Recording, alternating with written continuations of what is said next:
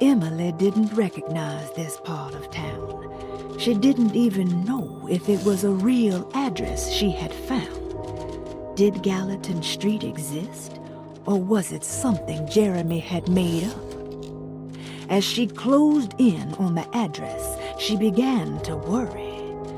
Would she meet Jeremy there, or was she running into the arms of the Dog Man himself?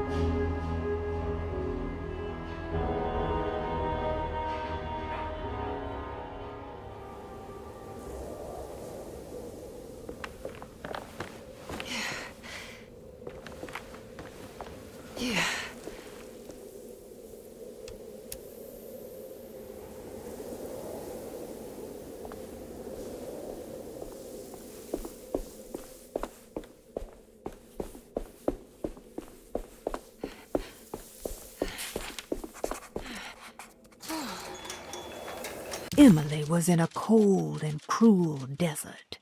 As her feet pushed into the ancient dunes, her mind flickered to the beach in Kingsport, where the shadow of the tall lighthouse crossed the coast like a needle. It seemed so much more sinister than it should. A temple dedicated to the Dog Man, she thought. How is this worth pursuing? This is madness.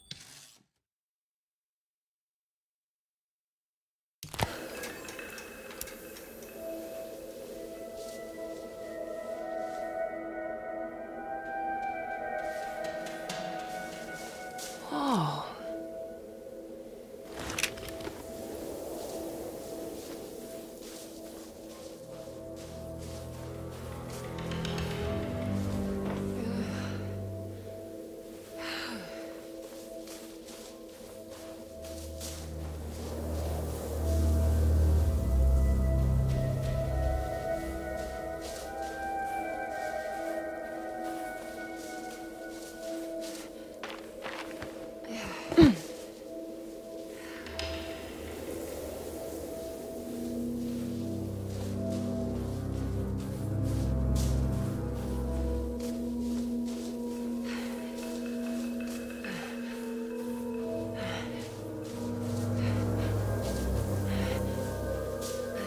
I need to get down there somehow.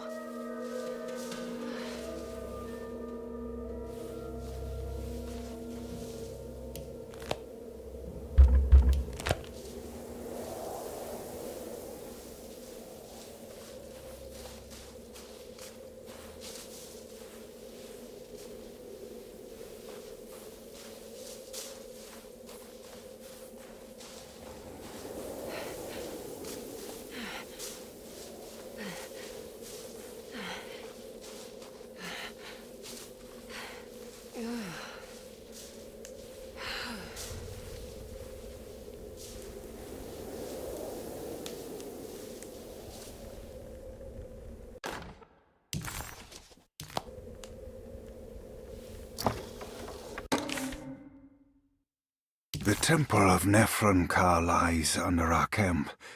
Despite all efforts, that unholy site did not collapse, but sink beneath the sand. The pharaoh is long dead, his name meticulously stricken from all ancient writing, but that stage meant for blood and terror remains.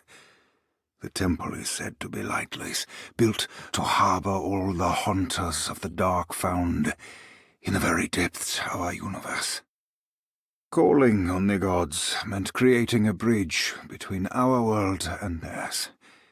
The terrible Aldebaran of Taurus, the black sun, was seen as the most important star in the night sky, because, according to the Kitab al-Azif, it was said to be the home of that crawling chaos known as Nyarlathotep.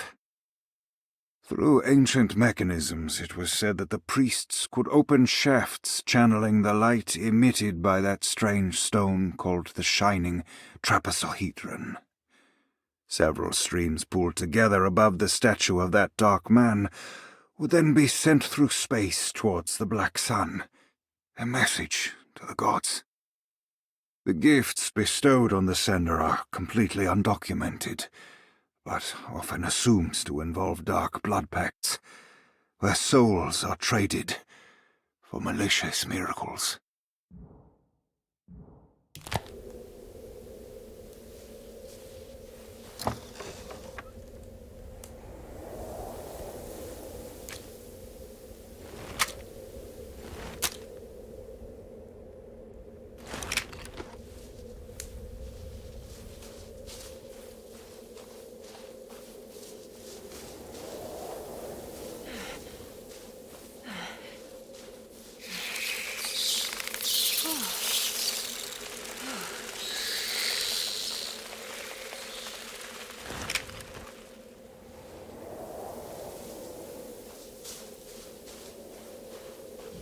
Okay, you can do this, Emily.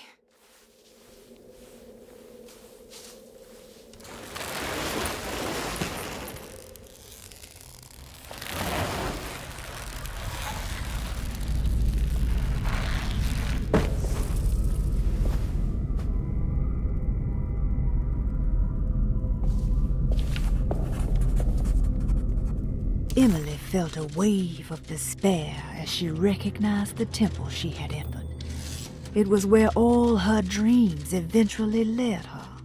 Like roads to Rome, her darkest thoughts always brought her here. Was the dark man behind all of her family's suffering? Was it the same creature wearing 1,000 masks? Finally, feeling her own sanity slipping away, Emily steeled herself and set off in a hurry to find Jeremy's contract with the Dark Man, so she could leave this cursed place.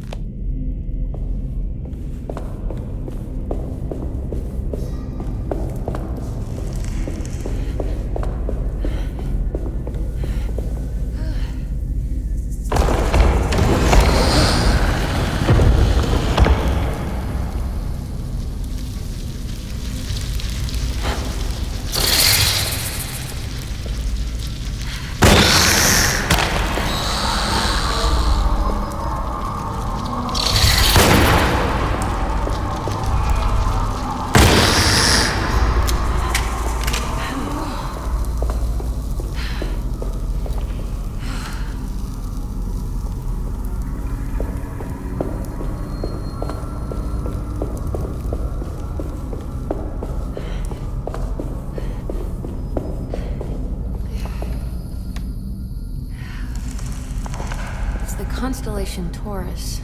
The big star is Aldebaran. It's something to do with the Dark Man.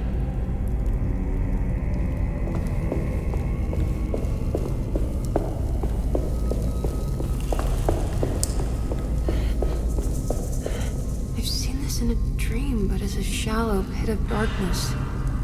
This is definitely where the contract is hidden, but how do I get to it?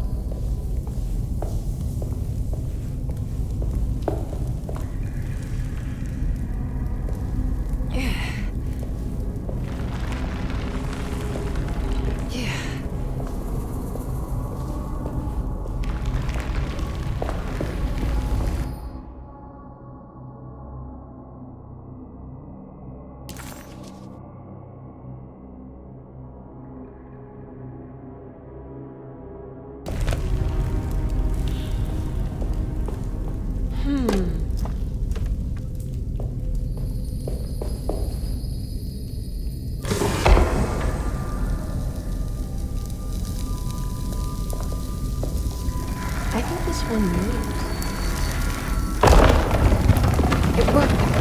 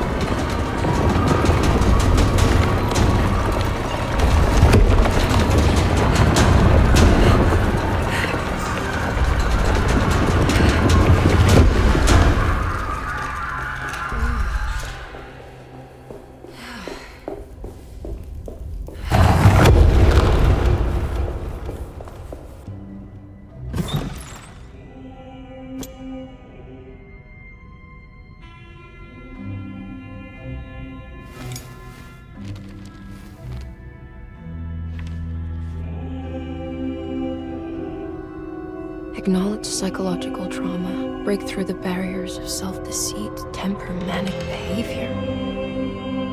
Is this it? Is this the contract?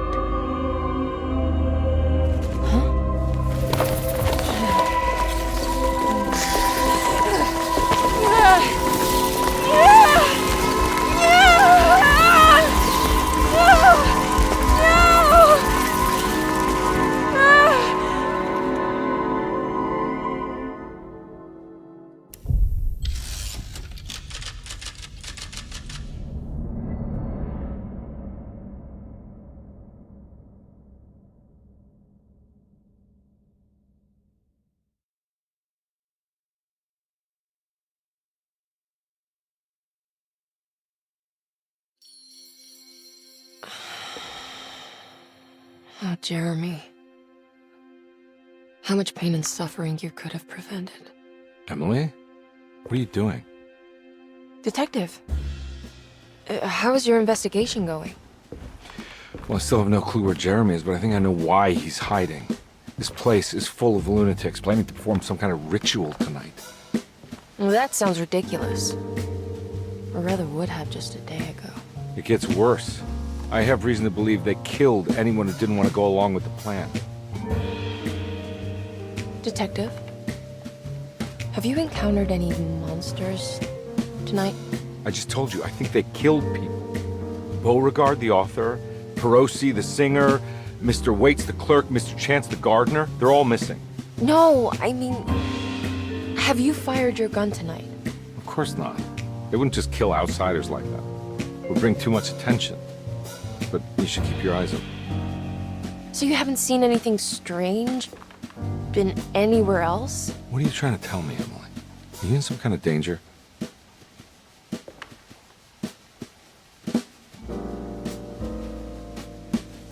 Let me drive you back to New Orleans. I think I have enough. You know, at least get the police to take a look at this case. No, I'm fine. Thank you, Detective. I'll find your uncle, Miss Harwood. Just stay out of trouble.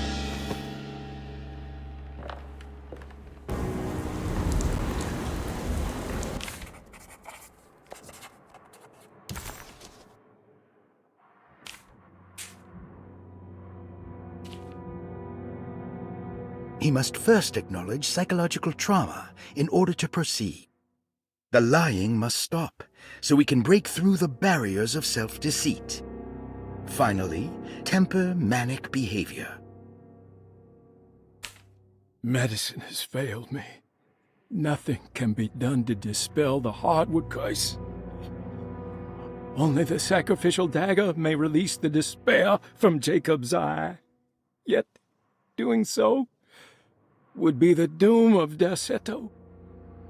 Let this curse of mine be a weapon for once. I accept your demands. Oh, crawling chaos. Build your prison around this godforsaken hospital. When evil has been starved, I will stay buried forever.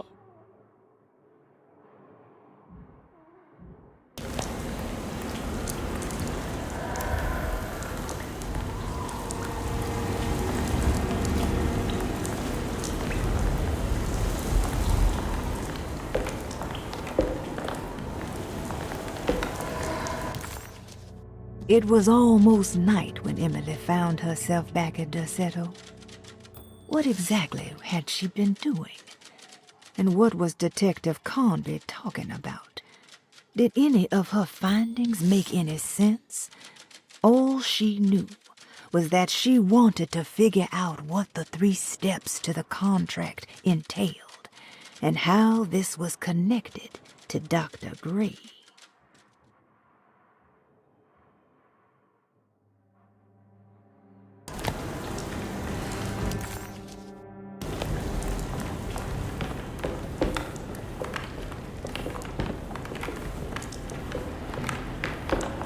Getting rough out there.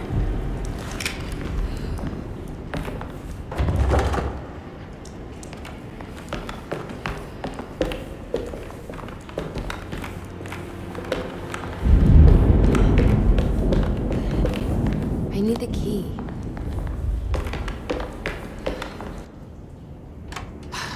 If we can just get rid of Jeremy, everything will go back to normal. That reminds me. I saw Miss Emily earlier. You remember her? You know she's Jeremy's niece. She's looking for him. That's right. She's helping us, in her own way. As long as she don't stand in the way of the mother of 1,000 young. I don't think she knows or cares about that. She just here for Jeremy. I've been more worried about that Detective Carmen fella. He been snooping around asking all kinds of questions. God, it hurts. I wish you would stop doing that. Gives me the heebie-jeebies.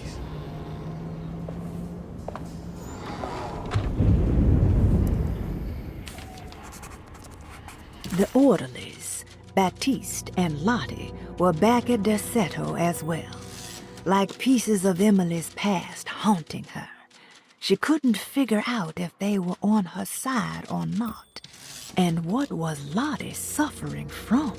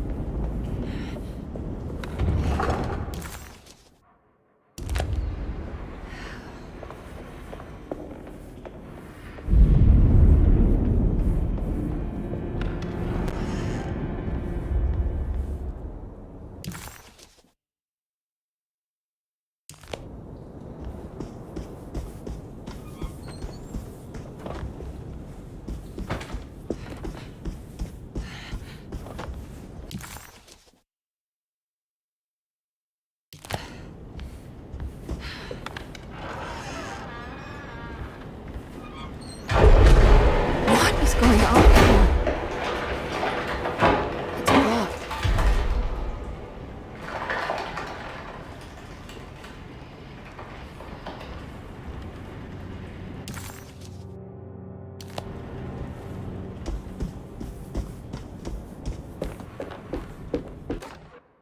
We must have faith that Jeremy's pact with the Dark Man is a bluff. If we are lucky, our visitors will find him and prove it's all nonsense before night falls. What is true is our attempt to call on her. Too many things have happened for this evening to be in vain. Think of Jack and Cassandra, even Perosi, whose circumstances I can't understand. Grace is a goat without horns. She knows it and will play the role. You must talk to your brother, Baptiste. I worry that he will fail us. Mrs. Thompson.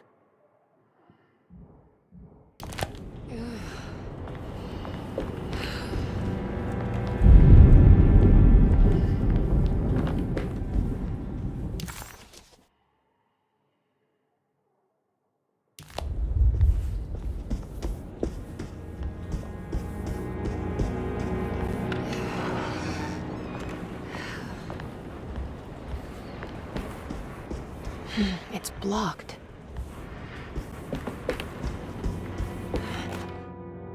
Lunacy in the Astarte Artist Colony, a monograph by Yael Klein. In early 1909, the old Derceto plantation outside of New Orleans was turned into an artist's colony. 3 famous European artists rented the house and the surrounding land from the owner, the Ledoux family. The colony was chiefly run by Sebastian Cortez, who was playfully dubbed the captain by his collaborators, William Arges and Heinrich Kassel. The colony existed for 6 years, until one day all 12 members disappeared without a trace. It is widely believed that their disappearance is connected to the disastrous hurricane that passed through on September 29, 1915, but nothing truly supports this claim. What is known is their frequent participation in New Orleans nightlife, their love for hosting parties, and their elaborate contributions to the Mardi Gras parades as the Pirates of Pontchartrain. Accounts of their lifestyle can be found in almost every gossip column. It can effectively be summed up as carefree and bohemian. In late June 1909, the name Astarte first appeared in the newspapers. Cortez said the name came to him as he was painting. There is never any claim to knowing about the ancient Phoenician fertility goddess with the same name before this time. His fellow colonist Heinrich Kassel did know, because he later produced sculptures that show clear references to ancient idols of the goddess. It's impossible to know for sure how this name suddenly made an appearance, but it is interesting because of Derseto's history.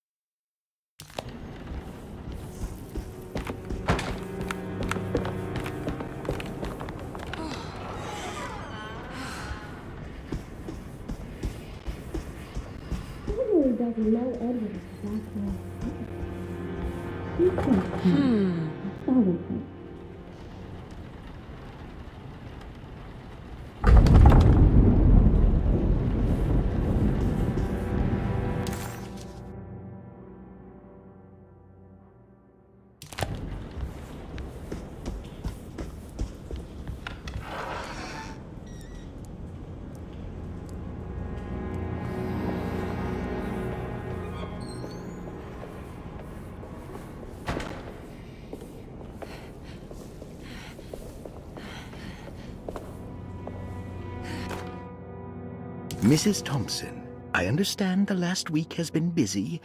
Under these circumstances, I find it important to remind you that Derseto's concerns are not a public matter, nor is it something that should upset you. Please continue your excellent work, and don't spend a thought on the death of Perosi, or, more importantly, the suicide of Cassandra Beauregard. They should mean nothing to you or the staff. I rely on your loyalty, and trust that your close kinship with the Tabois siblings will keep Derseto's secrets hidden. Dr. Gray.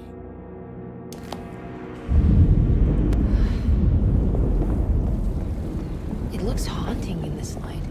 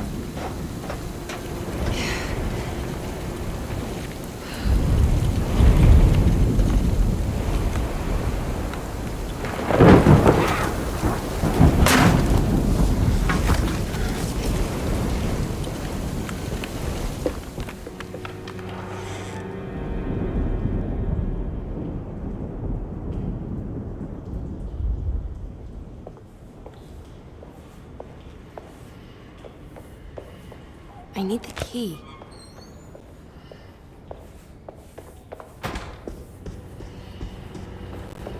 I can't leave yet. I need to get Jeremy out here.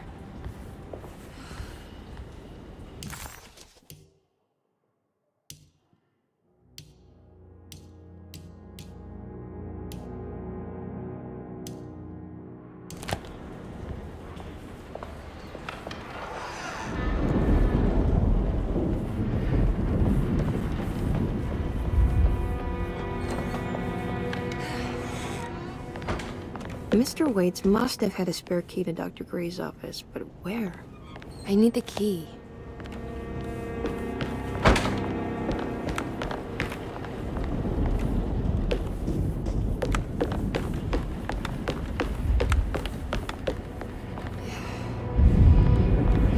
I don't know the combination. Wait, maybe I do.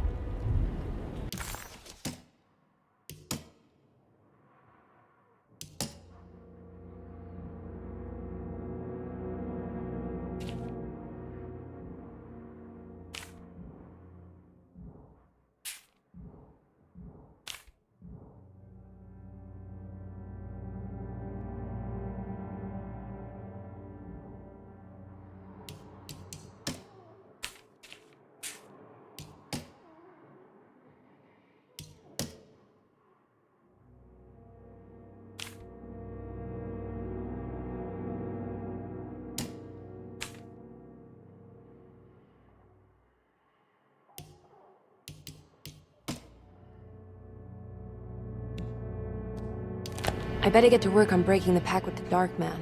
It's the only way to save Jeremy. Good thing I still have the talisman. I have a feeling I'm gonna need it.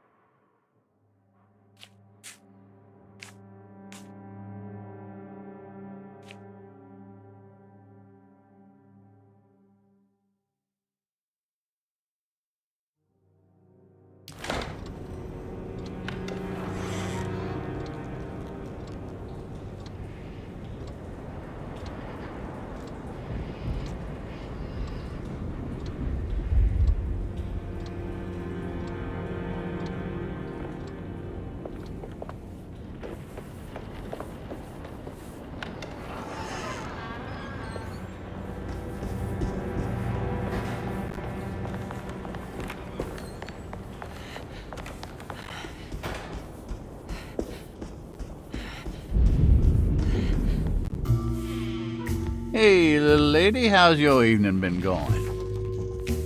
Ups and downs, I suppose. I hear that. We all live in the life of an elevator operator. Are you alright, sweetie?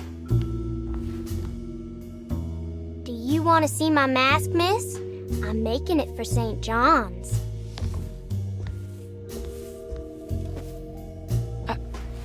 How did you...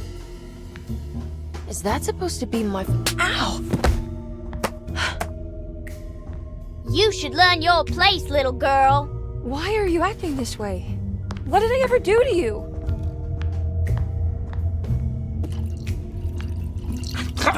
Grace!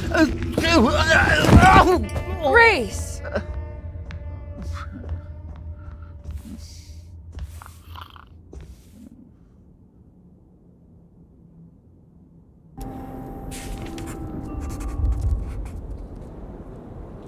The mask had reminded Emily of her father. It didn't seem like a chance connection, but a purposeful reference made by that child. How could Grace have known what he looked like and that it would upset Emily so? And why would she use those words? Emily felt like it was beyond strange. It felt impossible. Did it even happen?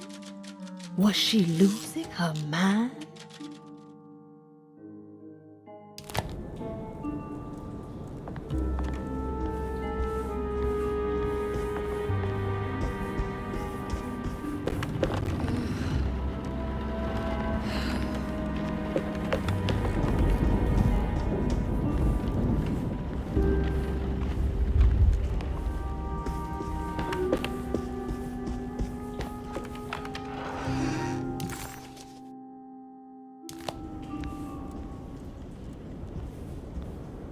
There's something missing.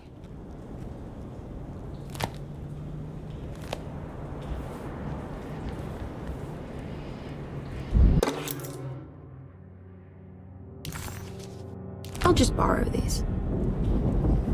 At least he's breathing. I'll just let him sleep it off.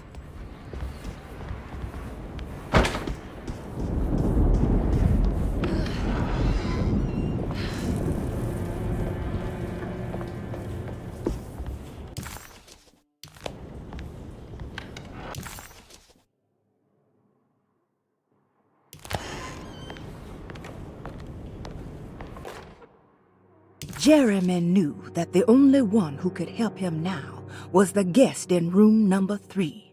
The room seemed to have been empty for so long, but that wasn't allowed to be true. The story needed to be different. To include something from the outside, he would bring the guest back to room 3 and show them what was in that safe. 913. But those were not the right numbers. That was the combination for the safe in the clerk's office.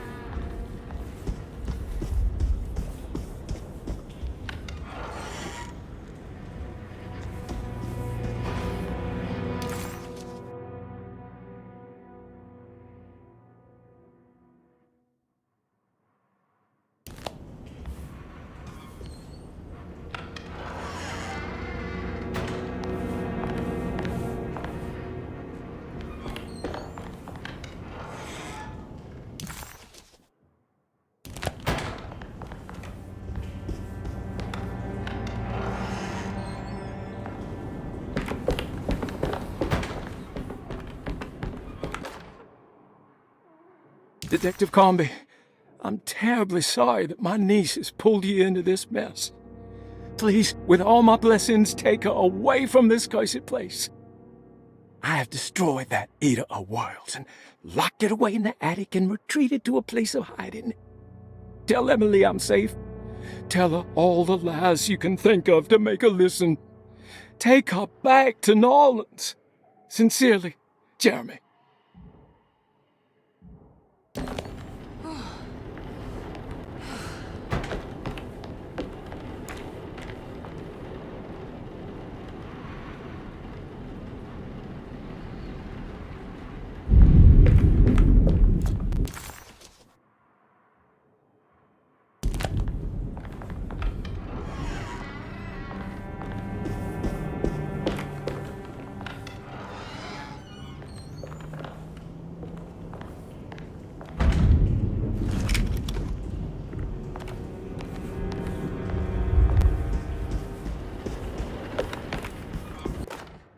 Brother, I need you to trust me. This is the most important moment in our family's history. I know you have doubts and that the terrible Mama Loa told you lies. I would never betray you. I promise. Lottie.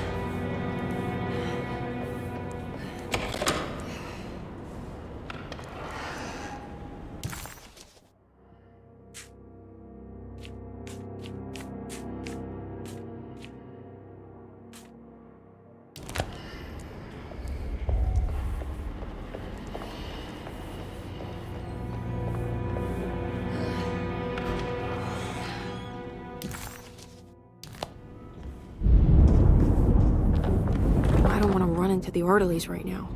I should find another way.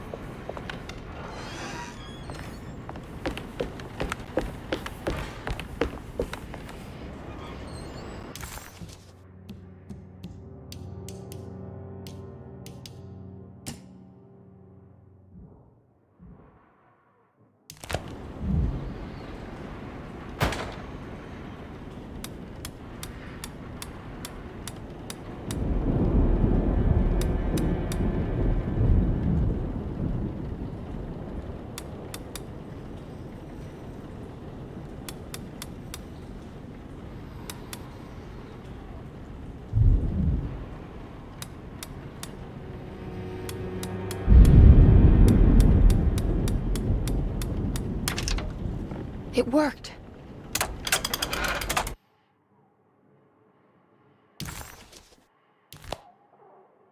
The last guest in the empty room suffered from severe maladaptation.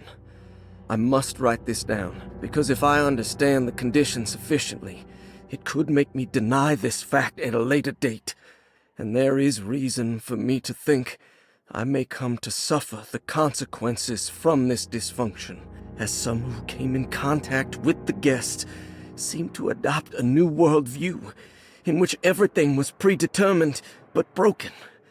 Upon accepting this worldview, some memories became unmanageable and later rejected. I do not know what this means. I cannot even remember the fate of the guest. I think they were simply misplaced one day and forgotten. Just like all documents pertaining to this guest, they have all been destroyed, or they never existed in the first place. Who wrote this? There has never been a guest in the empty room.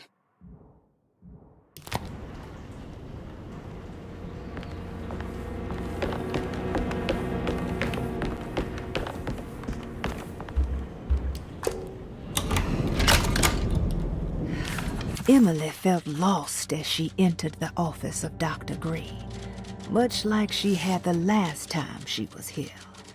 She began to question what she was hoping to find. She was simply going on a hunch that Dr. Gray was somehow tied up in this contract with the dog man. Emily couldn't even begin to imagine what kind of evidence she would need, besides a clear confession, of course. But she doubted she would ever find something like that. She was grasping at straws.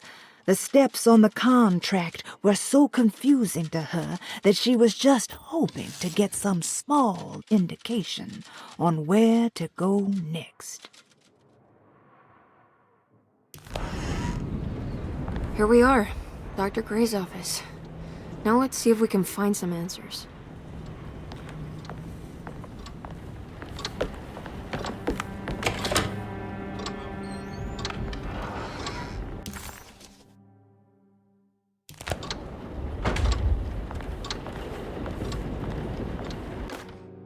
I have finished tidying up Miss Beauregard's belongings. I will leave it to you to contact her agent and have them collect her things. I found one of Grace's drawings she might want back, along with this key in her room, which I believe you've been looking for. Mrs. Thompson.